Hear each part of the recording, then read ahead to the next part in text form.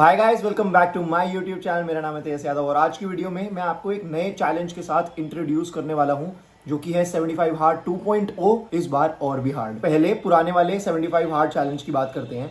18 मई को ये challenge start करा था और उस टाइम पे चैलेंज स्टार्ट करने का रीजन सिर्फ और सिर्फ मेरी पर्सनल ग्रोथ थी, मेरी बॉडी की ग्रोथ, क्योंकि लास्ट काफी टाइम से मैं अपनी बॉडी की फुल एबिलिटीज को जस्टिफाई नहीं कर पा रहा था। मतलब मेरा लाइफस्टाइल अच्छा नहीं था, मैं बाकी चीजें कर रहा था, तो अपने आप को बेटर करने के लिए मैंने वो चैलेंज लिया। तब वो चैलेंज ट्रेंड में नहीं था, तो जब मैंने वो चैलेंज लिया, वो चैलेंज लेने के बाद मैंने उसको धीरे धीरे बेटर बनाया, उसको इजी तरीके से पूरा करा। लेकिन बीच में वो ट्रेंड में आ गया ड्यू टू अंकित भाई और many other influencers. Hats off to everyone जो ये चैलेंज कर रहे हैं, बिकॉज आई नो कि ये चैलेंज कितना डिफिकल्ट है। मतलब फिजिकली आप डाइट कर सकते हो, वर्कआउट कर सकते हो, बट मेंटली स्टेबल होना इस चैलेंज के लिए बहुत ही ज्यादा इंपॉर्टेंट है। अब हमारी एज अ क्रिएटर एक टेंडेंसी रहती है कि जो भी चीज ट्रेंडिंग हो रही हो उस टॉपिक पे कुछ ना कुछ डालना स्टार्ट कर दो, लेकिन मैं बीच चैलेंज से रील्स डालना स्टार्ट नहीं कर सकता था। तो मैंने स्टोरीज के थ्रू चैलेंज को कंटिन्यू करा और बहुत अच्छे से अपनी स्टोरीज के थ्रू आप हाइलाइट्स के अंदर जाके देख सकते हो, सारी चीजें मेंशन है कि मैंने डेली बेसिस पे क्या क्या करा। अब अंकित भाई हैं या फिर कोई भी इन्फ्लुएंसर जो ये डाल रहा है, उसका लाइफस्टाइल बिल्कुल अलग है। अंकित भाई के पास इतना ज्यादा एक्सपीरियंस है about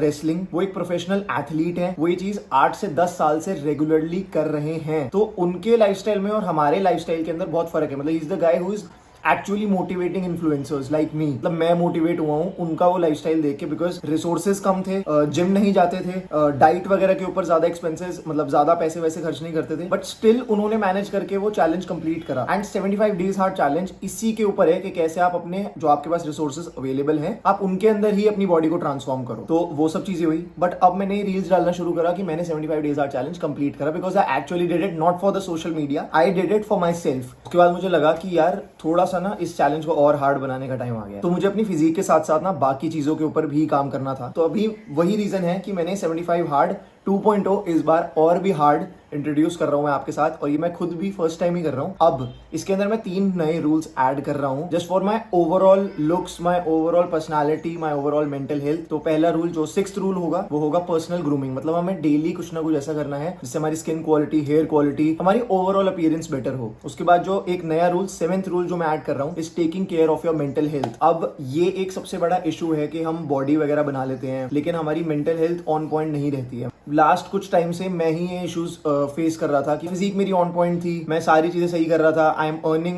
at this young age, मैं सारी चीजें ठीक कर रहा हूँ, बट मेरी मेंटल हेल्थ फिर भी ऑन पॉइंट नहीं थी, बिकॉज मेरी लाइफ कुछ चीजों के अराउंड रिवॉल्व करना शुरू कर चुकी थी और मेरे लिए वो काफी चीजें टॉक्सिक हो रही थी। एक और ऐड करा, वो था trying something new every day और learning something new every day. For example mummy से रोटी बनाना सीख लिया, it's making you self independent, या फिर आपने कोई ह्यूमन फ्लैग करना सीख लिया, या फिर आपने हैंड स्टैंड करना सीख लिया बेसिक्स के लिए। कुछ भी मतलब नया आपको डेली ट्राई करना है, कुकिंग सीख ली, डांस सीख लिया, मतलब पेंटिंग सीख ली, कुछ भी, it's like for your self, जो आपको करना है, जो आपको हर दिन सेल्फ इंप्रूवमेंट करेगा। तो ये बेसिकली जो चैलेंज होगा सेल्फ इंप्रूवमेंट के लिए होगा। एक पॉइंट ये है कि अगर आपको कोई भी अच्छी हैबिट चाहिए हो या फिर अगर आपको कोई भी अपनी लाइफ के अंदर चेंज लाना हो, तो उसको डेडिकेशन के साथ जब आप 75 डेज तक फॉलो करोगे, 75 डेज एक जस्ट नंबर है जो ट्रेंड हो रहा है, लेकिन जब आप एक लॉन्गर टर्म के लिए उस चीज को फॉलो करोगे तो आप डेली बेसिस पे उसके लिए हैबिचुअल हो जाओगे, और जब आप उसके लिए हैबिचुअल हो जाओगे 75 डेज के बाद आपके लिए वो चीजें अपनी लाइफ में इनकॉर्पोरेटेड रखना बहुत इजी हो जाएगा।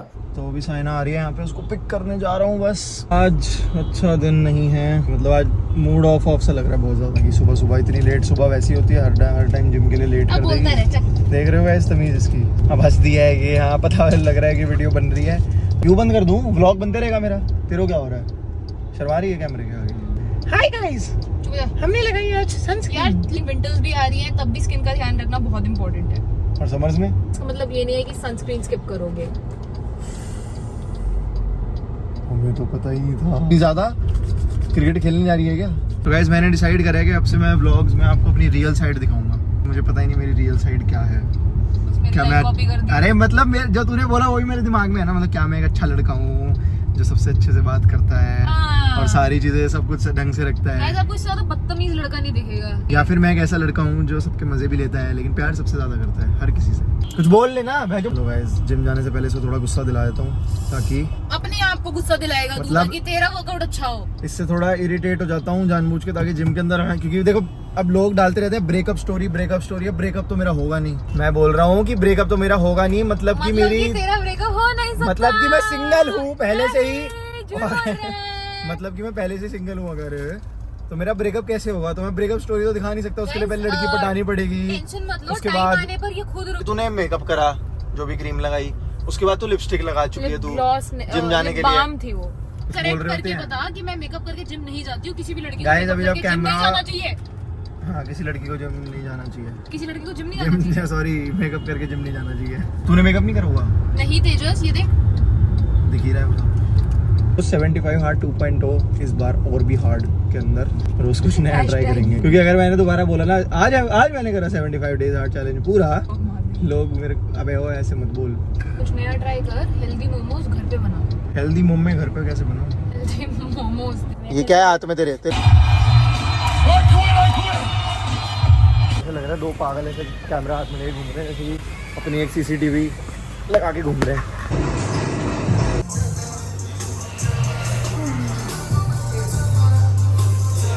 पंप भाई तगड़ा पंप आ रहा है।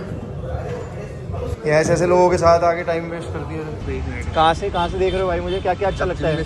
आपकी ग्रूमिंग बहुत अच्छी लगती है। ग्रूमिंग टिप्स देते हो ना।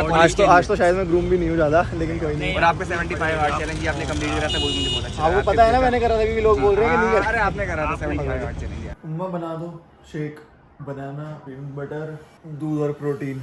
उठते ही मैं क्या करता हूँ, सबसे पहले बनाना शेक पी लेता हूँ।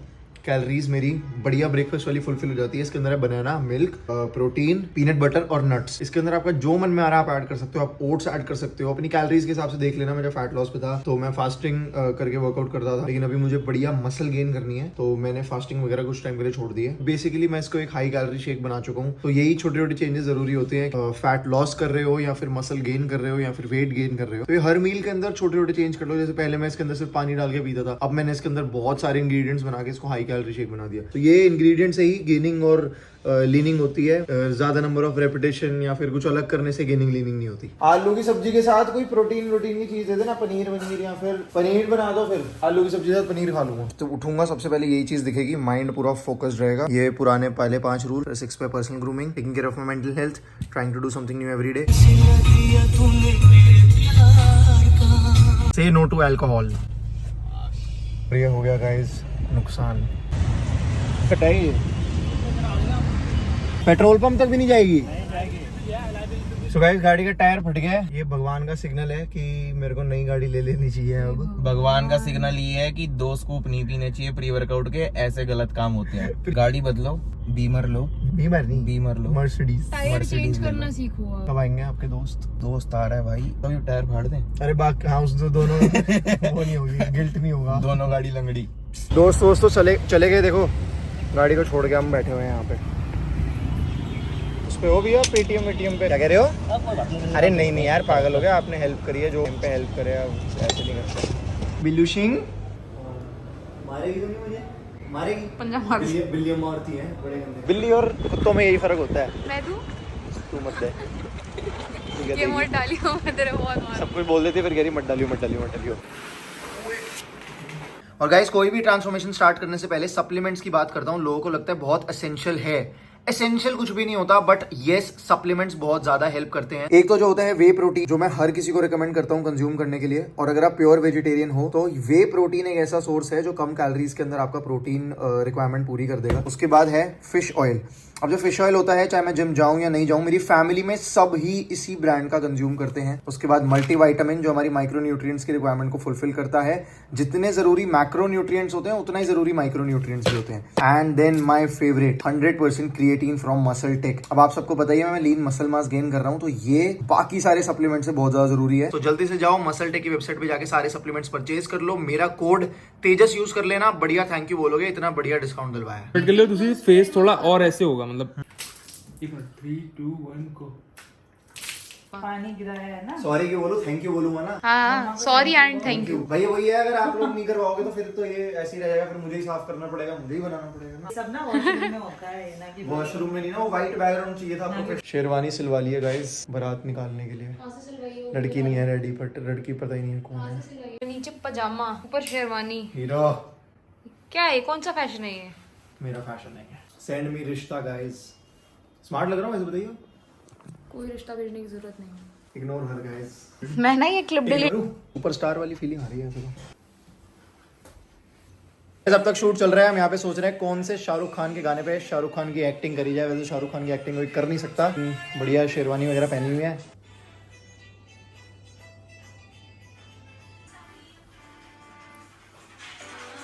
हे किरण, इसको ऐसे करके हाँ दे दो सही।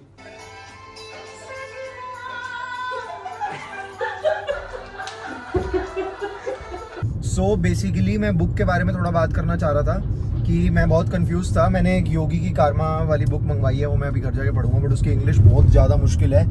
भगवत गीता मैं तभी पढ़ना चाहता था जब मैं नॉनवेज खाना कंप्लीटली छोड़ दूं, क्योंकि मैं अपने साथ ऑनेस्ट होकर काम करना चाहता हूँ मुझे, क्योंकि एक्चुअली में नॉनवेज छोड़ना भी है।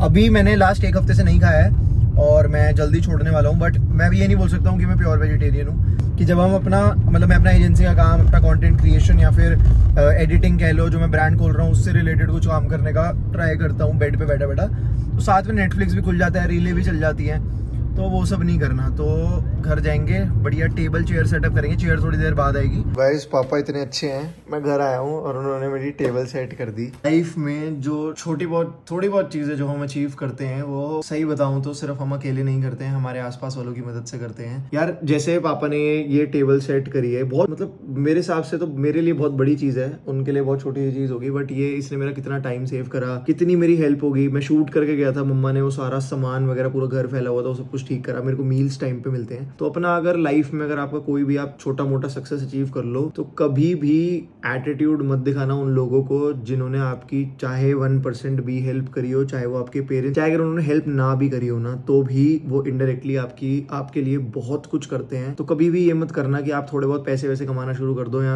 हल्का बहुत कुछ करना शुरू कर दो तो आप उनको मतलब अपने आप को उनका बाप समझना शुरू कर दो। कभी भी वो हम्बलनेस जो होती है वो कभी भी नहीं जानी चाहिए।